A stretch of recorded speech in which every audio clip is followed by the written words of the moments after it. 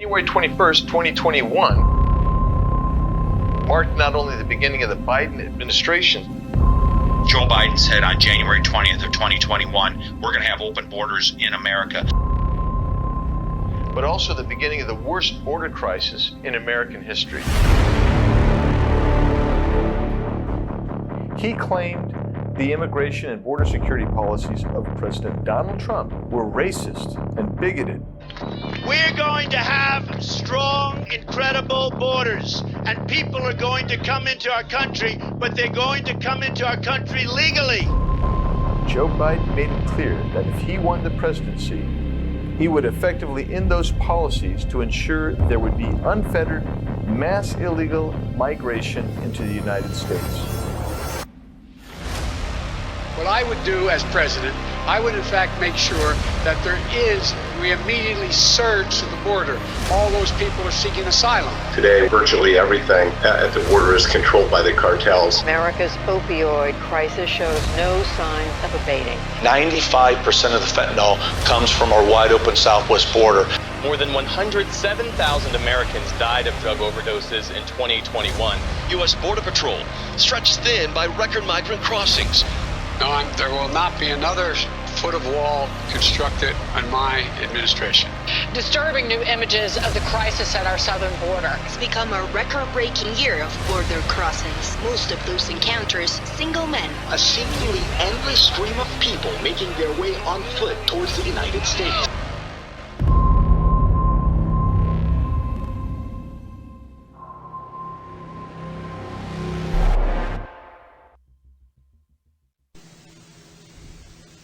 Okay, welcome to War Room Battleground. We're going to get into all the issues, people, dynamics of this monumental and historic midterm election we have coming up. It is Monday, 3 October in the year of our Lord 2022. Congressman Biggs has made an incredibly powerful film. It premiered last week. Let's bring in Congressman Biggs. We had Chris Carter, Real America's Voice, that was there at your premiere. Here's the question, and I've seen the crosstabs. We've seen now the huge shift in the Hispanic vote, and they want border security. They want an end to this madness because, one, it's driving down wages. It's increasing crime. It's increasing drugs in their communities.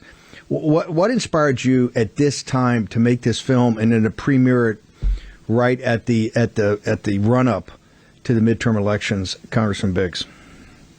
Well, Steve, I have taken literally 60 members of Congress down to the border at various times to show them. And what happens is when you see it, you become a convert to how bad it is. They feel it in their communities, but people think it's distant. So we thought, let's take people to the border in a documentary film. Let's get it out there. And it needs to happen now because people are going to be making decisions on who should be our leadership in Congress and in their state and local jurisdictions. So we thought if they could see what's really happening, just to get a flavor for it, they'll understand that a massive change has got to take place if we're going to preserve this country. You say massive change. Give us what would be your ideas, concepts that the film brings up of the massive change that you think needs to happen? The first thing is you enforce current law. That means Title VIII. That means if somebody enters the country illegally, they're detained until their status is determined. Second thing, you finish that wall. That wall's got to be finished. Third, you reinstitute the full Remain in Mexico policy. You get away from the weakened Title 42 policy. You bring judges down to the border and forget about the backlog now, which, by the way, Steve, takes 86 months for somebody to get their asylum claim before a judge today. Going to be 7 years. So what you do is you get the judges in and they say, we're going to go first in, first out. And so, last in, first out. So you want them to come in and say, you're not here because 93% of claims are bogus, and let's just start doing that. When you do that, that will stop that. That is, all of those things together within a couple, 3 months would stop this surge at the border, and then we could begin taking care of the 35 million people who are illegally in the country. Economic migrants. If you have a country that's imploding economically, you're in very tough times. It's almost hard to live. Is that a asylum reason to have entry into the United States, sir? No, it is not. It is not. Steve, we bring in 2 million legal migrants every year legally.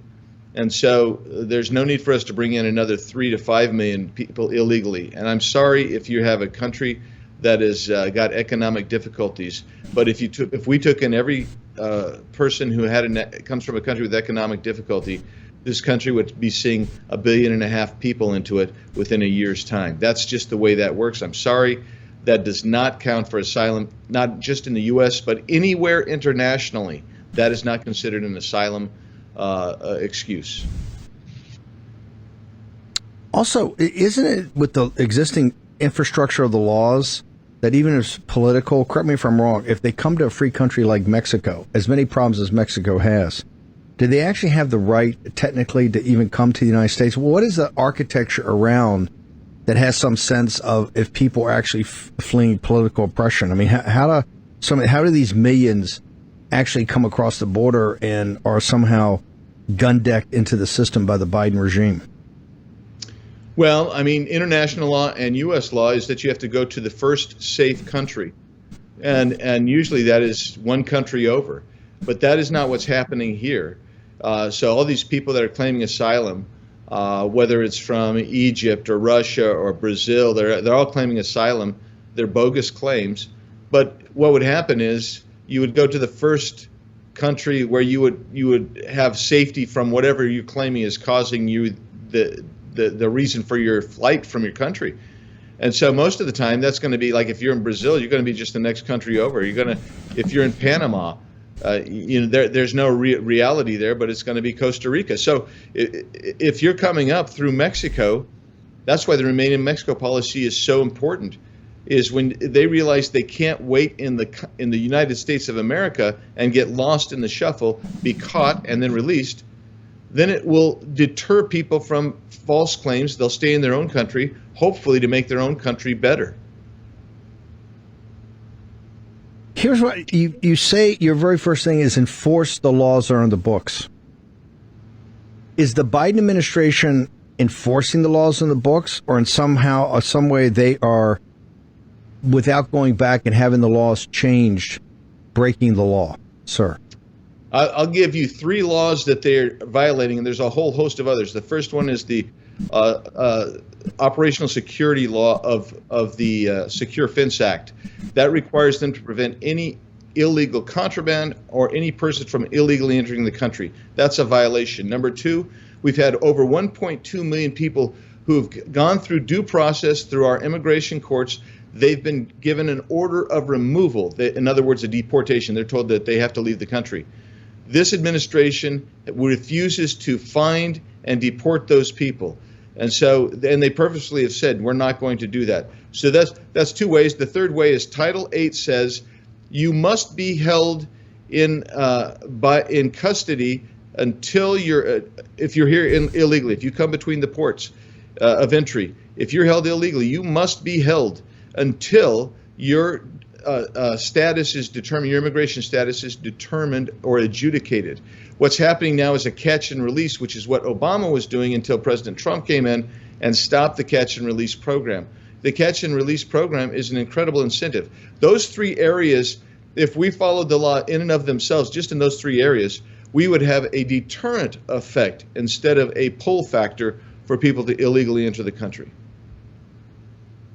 Would you, would the Republican leadership commit once to people to vote for them if after the victory, starting next year, would there be actual hearings and investigations into the Biden administration specifically about these areas where they're either making new law or breaking existing law, sir?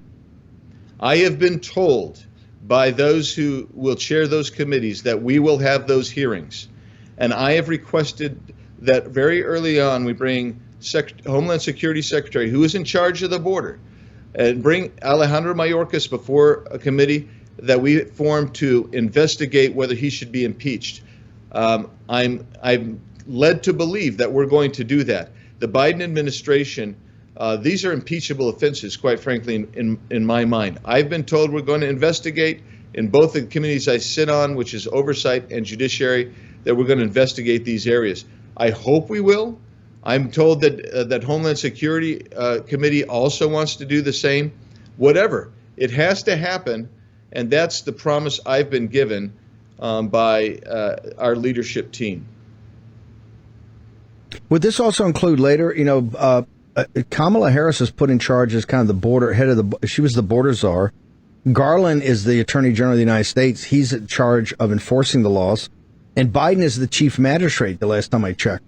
Would they also be up for a full investigation about exactly every email, every meeting, every text message, everything they've told their staff? Would they also, in your mind, at some point in time, as you're dealing with Mayorkas, also start to really drill down and investigate those people? Yeah, yes. I think Biden is ripe for investigation for this. There's a whole host of things that he should be investigated for, but certainly the border security. Second thing is Merrick Garland. Yes, for both the way he's weaponized the Department of Justice and allowed the FBI to be weaponized, as well as on the border. And I have requested that we look into having hearings on those guys as well. Kamala Harris, what can you say about her? She's incompetent and inarticulate in everything she does. Yeah, we could go after Kamala, but the real money here is Mayorkas. It's Merrick Garland. It's looking into Christopher Wray and the FBI's weaponization, and also looking at Joe Biden. Everything from the potential corruption of that family and its conflicts for its donor class from other nations, and how they've impacted policy making by the Biden administration. So yes, I've never seen anything like this. I think you're with me. I think you see the same thing. Every institution has been corrupted, particularly by this administration. There's a lot to go after. It's kind of like being a mosquito at a nudist colony, Steve.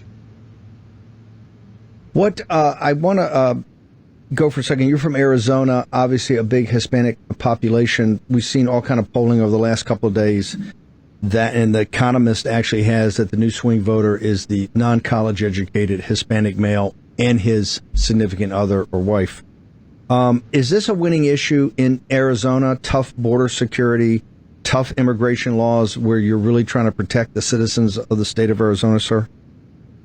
Yeah, border security is basically tied with inflation and energy costs. We're still paying. I still paid $4.59 a gallon at the gas pump last Saturday. So Arizona Phoenix metro area has the highest inflation rate in the country. So you add that and you add in the border security, and these are winning issues for Republicans, and they have to go forward and they have to talk about them because the other side is just making up stuff, and they're trying to distract from the real issues that Arizonans are facing, which are inflation, energy, and border security. You're a pretty tough lawyer, as I remember it. We've got Jim Hoft that's going to join us here in a moment, talking about 7 ways. They've had a huge story on Gateways, the lead, all day. It's on fire. It's almost going viral. About 7 things you have to do to make sure that we ensure this election is not stolen from us. What would be your 1 or 2 things of tips you would give our activist grassroots audience that they should be focused on? First of all, I would make sure that we have real poll watchers at every poll to see what's going on. Make sure we actually have a hotline to stop it as it's happening. Getting lawyers to wait till afterwards, that's no good. That's no bueno.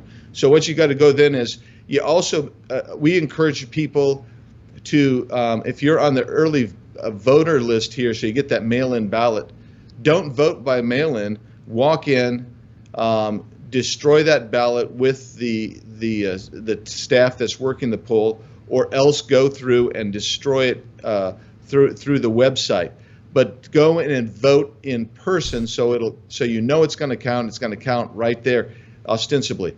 Those are the first couple of things. Then the other things that have to happen is, if I was in charge here and had the money to do this, we would make sure that we had a private investigator team watching every drop box in this valley, because they were supposed to reduce the number of drop boxes. They were supposed to make sure that they were in government offices with surveillance and cameras the whole time. I think you got to watch those so you don't get a 2,000 mules kind of scenario on that end of it too. Those are just a couple things off the top of the head, Steve, and there are others that I've been talking to experts in the area that need to happen, but certainly that's where I would start. Congressman Biggs, how do people get this movie? Because after you see this film, you're going to be voting for border security, to shut down the cartels, to stop the drug trafficking and the human trafficking. You're basically, you're repulsed when you see what the Democrats have been proposing and actually put into existence to exacerbate this invasion into our country, initiate and exacerbate. So how do people get to the film? So the easiest way is to go to biggs.house.gov. And there is a link for the movie on there. That's how I get to it. But if you go to any of my sites, whether it's my Facebook site, which is Rep. Andy Biggs, or if you go to Rumble, which is Rep. Andy Biggs AZ, you're going to be able to link up with the video. It's free. It's 30 minutes. I think it actually lays the case and groundwork for the impeachment of Mayorkas, and that in conjunction with the investigation that needs to happen of Joe Biden. I absolutely agree. I think if you want to see the elevator pitch for Mayorkas and others, the investigation and the impeachment, this film is a fabulous 30-minute preamble. Congressman Biggs, thank you so much for joining us. Powerful film and always powerful presentation. Thank you, sir. Thanks, Steve. Appreciate it. I want to bring in Jim Hoft from Gateway Pundit. Jim, first question. You guys are so busy over there. You're always linking to the Gateway Pundit, along with Citizens Free Press and a couple other sites, are show prep for War Room. It's one of the first sites I go to every morning. What compelled you and your team to really think this through and do this kind of definitive list of the 7 things that have to happen? What drove you to do this? Thanks, Steve, and thanks for having me. You know, we've been looking at this since November 3rd, as you have been. I don't think there's anyone who has done more work than you, and certainly Gateway Pundit. We have focused on this for months and months. And to the 2022 election, we know just from what we've seen, there's not a lot of groups out there that have focused on what we can do, what action steps we can do to rescue and save this election and to make it free and fair. So what we did first, Steve, was we looked back at what happened in a 7-step problem-solving model. You always look back and you define the problem. So we went back and we looked at several things that took place in November of 2020 and actually before November of 2020. And then we focused from there, we put together our list. And I think we put together really an amazing list of things that everyday Americans can do to ensure that the Democrats do not come back and steal another election. And so I think this is going to be really important, Steve. Thank you for having us on to describe what we put together. I'd like to go over the, what we found in what the problem is. That's the first step. If we have time for that, I'd like to go over some of those things. Yes. 100%. You take your time. By the way, if we use this entire hour, we'll come back and do more tomorrow. This is a massive piece of work. It's very logically walked through. So you just take your time, Jim. Thank you. So the problem, Steve, what we saw after the election on November 3rd, we saw this actually at about 11 p.m. on November 3rd, Election Day. What happened? We saw several states come together, the battleground states, decide that they're going to quit voting. We see the media outlets announce this strange phenomena that has never happened. We see Trump way ahead in every battle. Hang on. Not stop voting. Stop counting the vote. The voting had already stopped. Theoretically, the voting had already stopped. They were in unison. Stop counting. Is that correct? Absolutely. Thank you for that. So yeah. Saw the media announce it, and of course, Donald Trump comes out and he says, "We're ahead. We won this election. We'll see now if they steal it. And in the ensuing hours, we saw several things happen, and we saw Donald Trump's lead in state after state disappear. We saw ballot drops of that we've never seen before.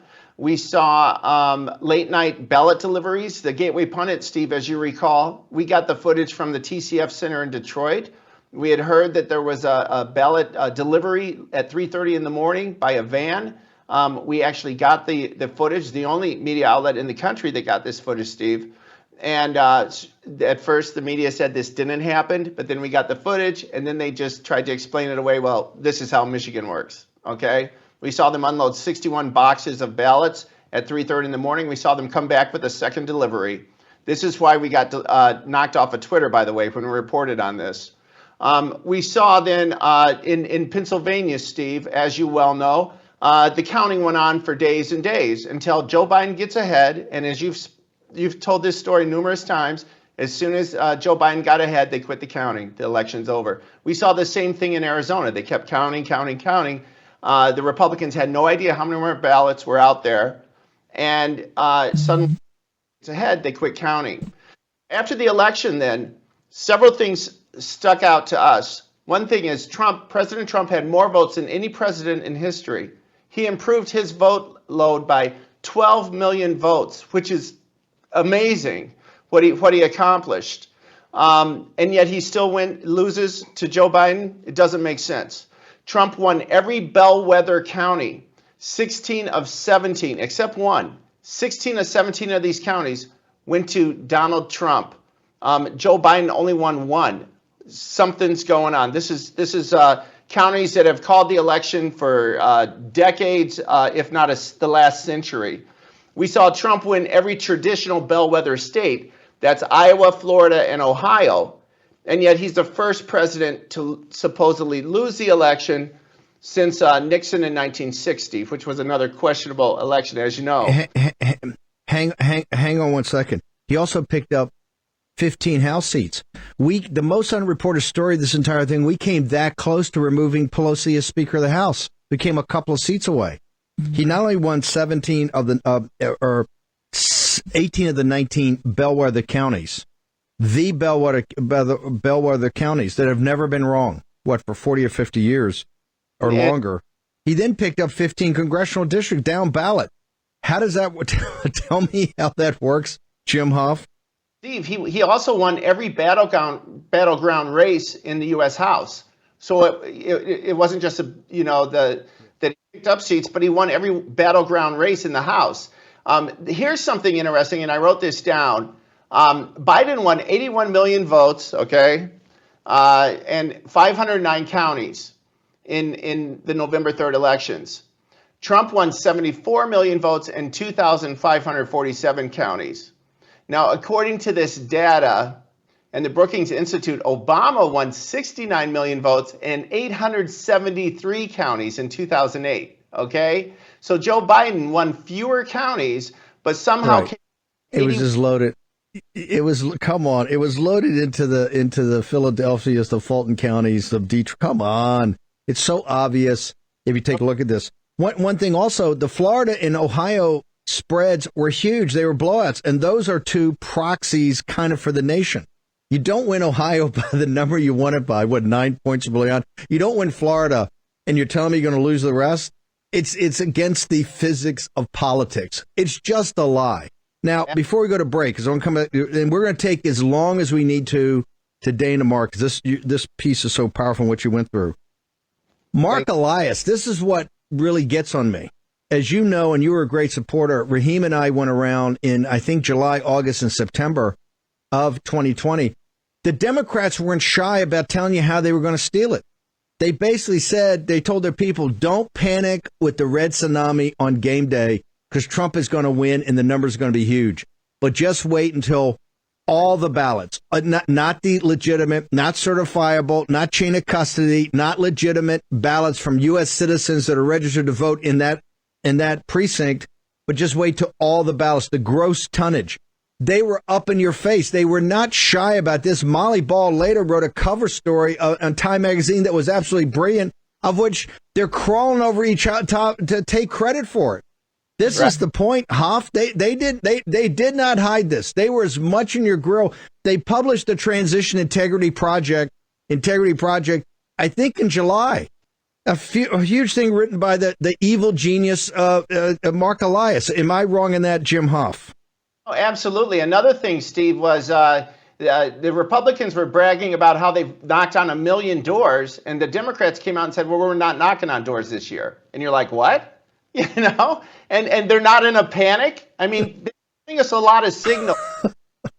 Was in, right? And we should have seen those. Hop, hang on. Hang on for a second. Well, Gateway Pundit and War Room and others saw it. It was obvious. And Biden sitting in the thing, he's got 9 people coming to Trump's got millions of people everywhere. He's got a 92-car caravan in Arizona. He's got 4,000 vessels in the marina in South Florida. It's just insane. Okay, short break. The Hofts and Gateway Pundit done an amazing job of how we make sure it ain't going to get stolen this time, because we know we're going to crush them. We got to make sure it can't be stolen. Next in the War Room.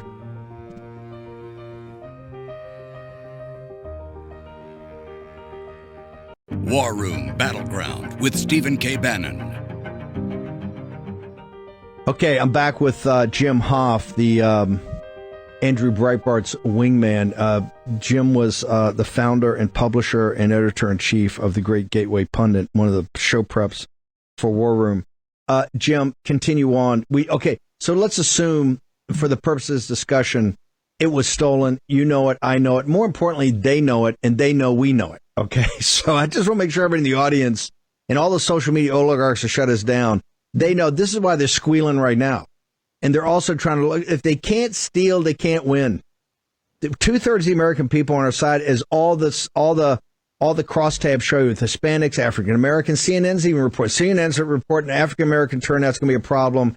They're all over the Hispanics. Asian Americans are going to vote for us.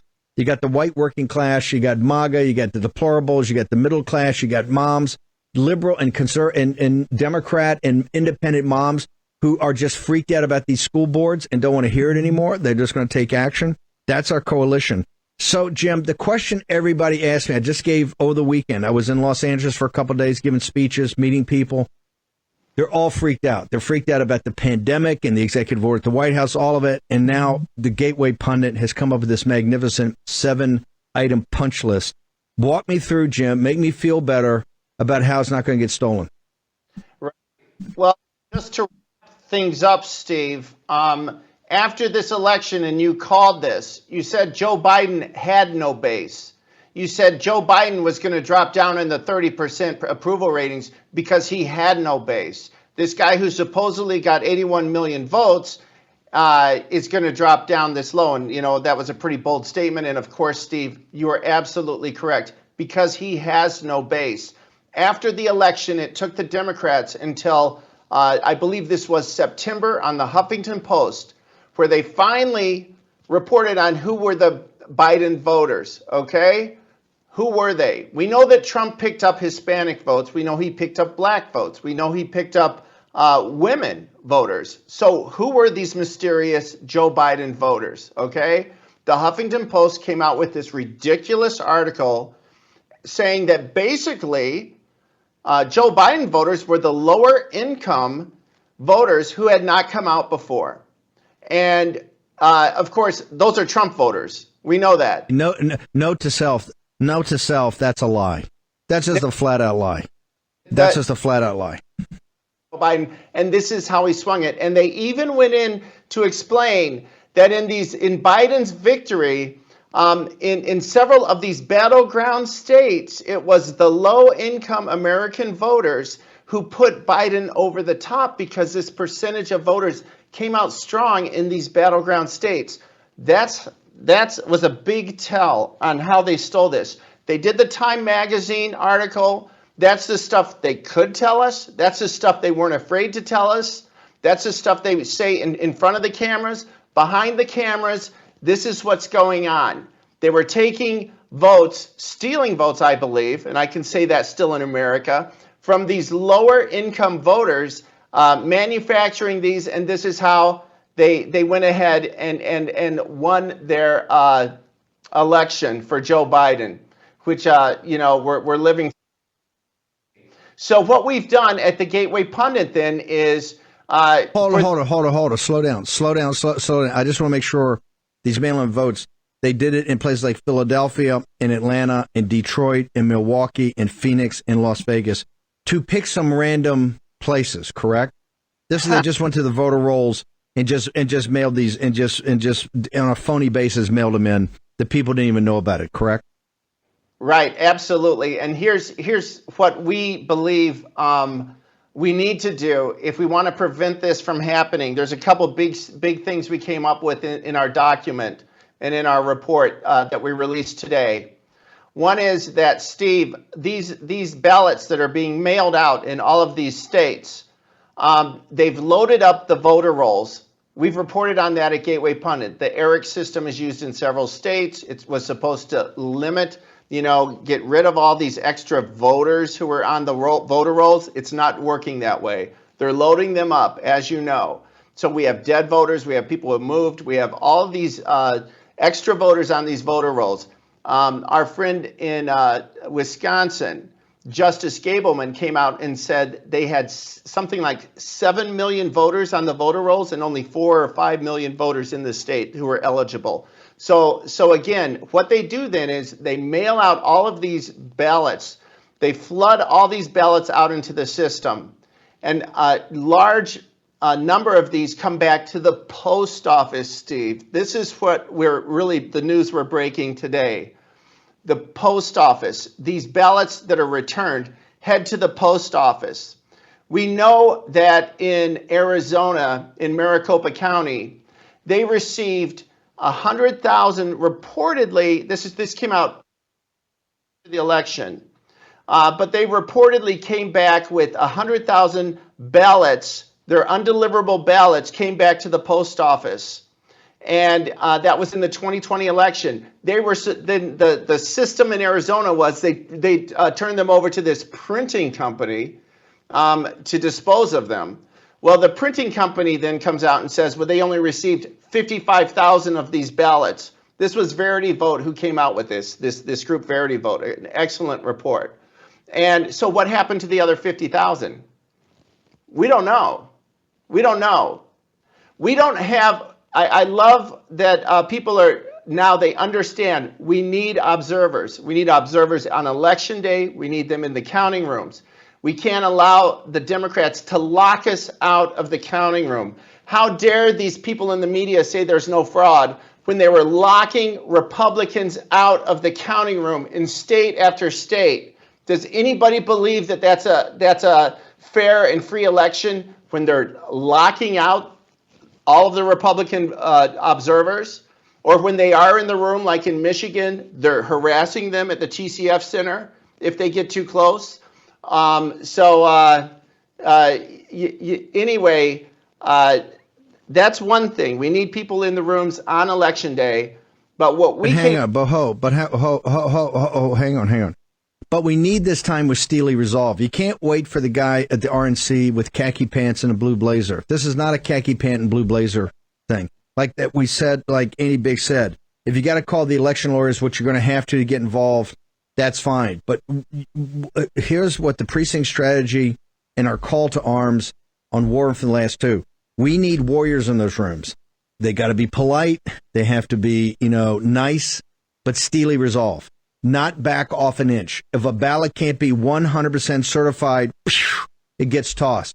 Because 99 times out of 100, the non-certifiable ballot is going to be a bogus ballot from some sort of Democratic operative trying to steal it.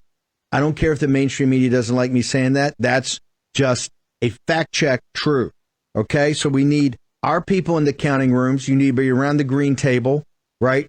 And you need to be relentless, polite, nice, fair, judicious, right, with discernment, all the types of things that come from the value system of the Judeo-Christian West, but an immovable object. Is that correct, Jim Hoft?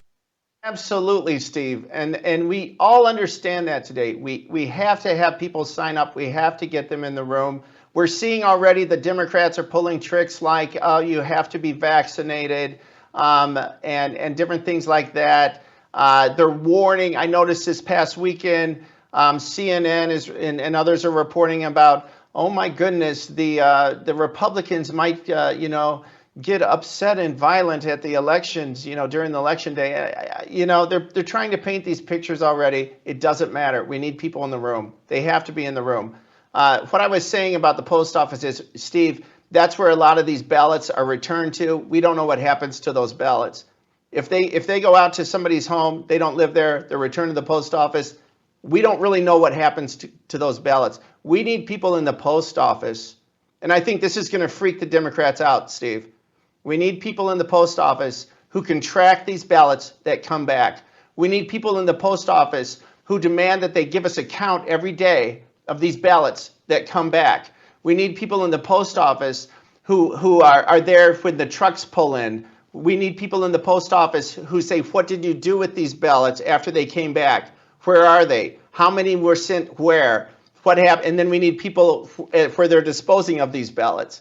Because this is how they can sneak in unlimited number of ballots into, say, for instance, a drop box, if they have these ballots. Now, one thing we found on the Gateway Pundit too, Steve, is when we did looked at the footage from the Detroit drop boxes, again, we were the only news organization that asked for this footage, that got this footage from the Detroit drop boxes in 2020.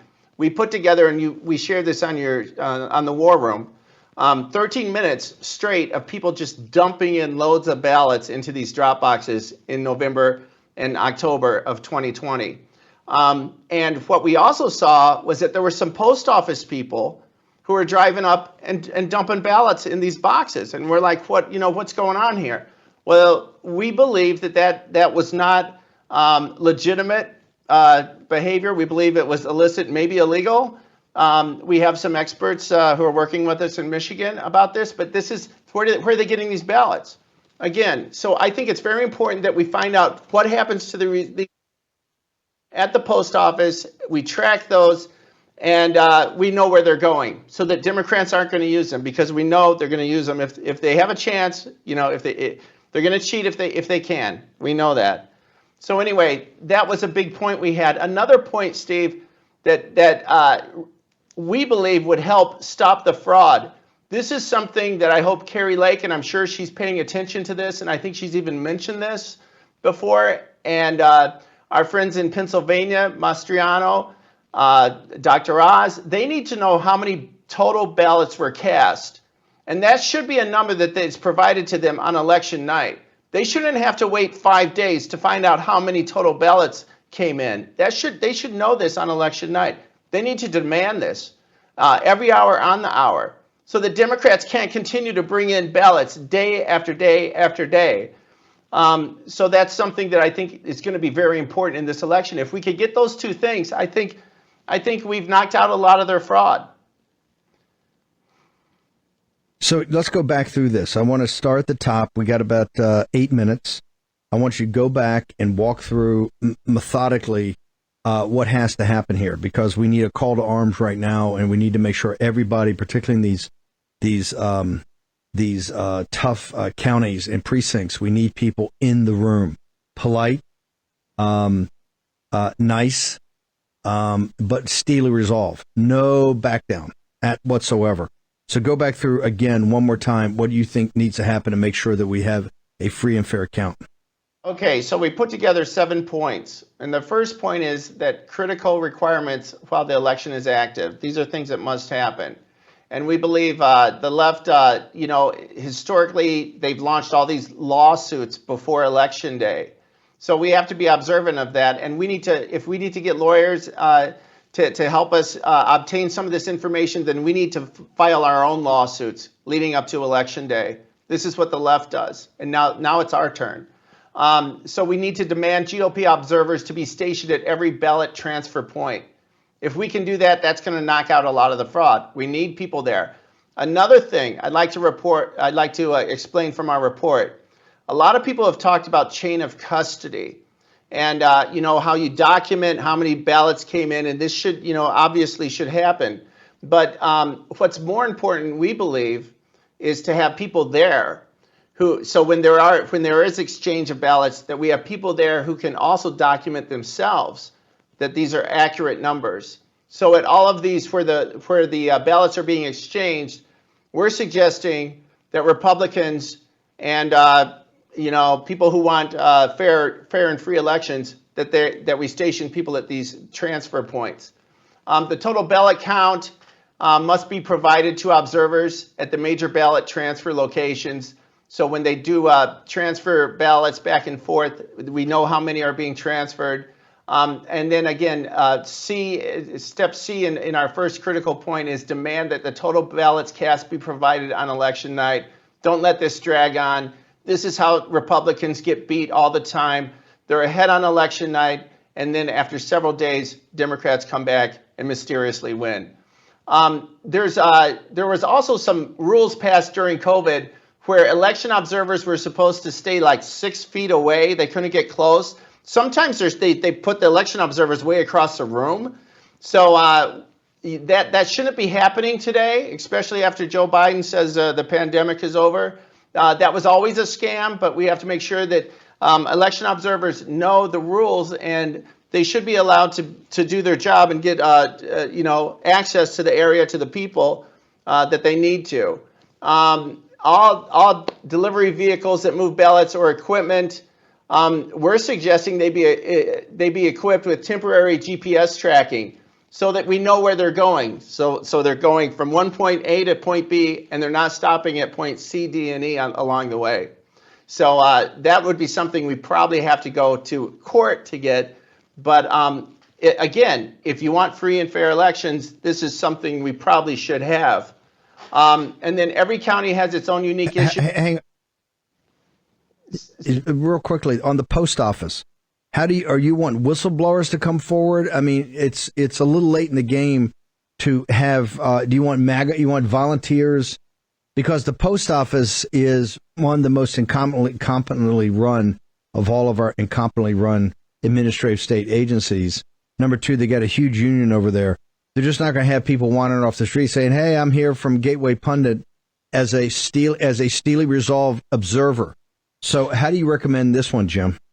Right. I think this is something we're gonna have to get some lawyers involved. But this needs to happen, Steve, as these votes are already going out in these different states. We need to have people at the post offices, I believe. And I think that you're probably going to have to find an attorney. And at the end of our list of these 7 points, we list 4 different or 5 different groups who can help us with some of these things, including the Tea Party Patriots. CLETA has a wonderful group. There's some other groups that Mike Lindell's done some excellent work. So we list those at the bottom of our document. But they're not going to just allow us to walk in. So we're going to have, we might have to have a legal challenge here or there. It's going to have to happen. This is the stuff the left has done historically, Steve. You know this. They've been doing this for years. So maybe it's time. Are you recommending? Are you recommending? So in the Youngkin race, we had 96% participation, not just of poll watchers. I'm talking about poll workers, election judges, canvassing boards. We had people flood the zone. As you remember, in the 2020, we had 26%. In the last gubernatorial, I think it was 24 or 25%. No one really been about a quarter. We flooded the zone with 100%, and we came out with a count that mattered and people were comfortable with. So right now, it's all about the volunteers. The first line of defense here is steely resolve, high discernment, but no back down in you. Somebody's not going to be pushed around in an accounting room. Volunteers. That's why everybody watching this must go volunteer. Do you think, we only got a couple of minutes left, in dealing with the Bill McGinley, some of the great election lawyers, do you think we ought to be in court already? And one of the complaints in the RNC was they were just way too slow off the mark legally to get organized. Do you think I remember in 2016, we actually had things drafted. If we had to go into court, we were prepared to walk into court immediately if we saw any nonsense. So do you think that we should be the same way now, ready to go to court immediately, sir? Oh, absolutely, Steve. And I think you're 100% correct. People have to understand now that you can't just vote on election day. you need to get involved. Democrats are doing what the Democrats do. And so we have to have people who sign up and do the extra bit on Election Day. And thank God for the War Room, who's led this charge for months and months and months. And so a lot of people are aware of what they need to do. And because they're aware of what happened in 2020, it's still very clear what happened. Jim, we only got about a minute, but I want to ask you, as we sit here today on the first working day back in October, the fourth quarter, with early voting starting today in many states, 5 weeks away, what's the temperature of the Gateway Pundit reader? When you go into the comment section, when you talk to people, I know you communicate a lot with your readers. Where are their heads right now in this? I think, Steve, that we've won on the issues. We've won on the candidates. We have some exceptional candidates out there, as you know. But again, it's all going to be down to the cheat. So I think people right now are a bit hesitant. I think it's going to really heat up, obviously, by the end of the month and into November. But people want to see a free and fair election. Here's some points that we're hoping will help them if they can look at this. We also have some great checklists for voters and for observers. Yeah. That off. We're pushing all out, and we're going to have you back on to go through the checklist. This is everything right now.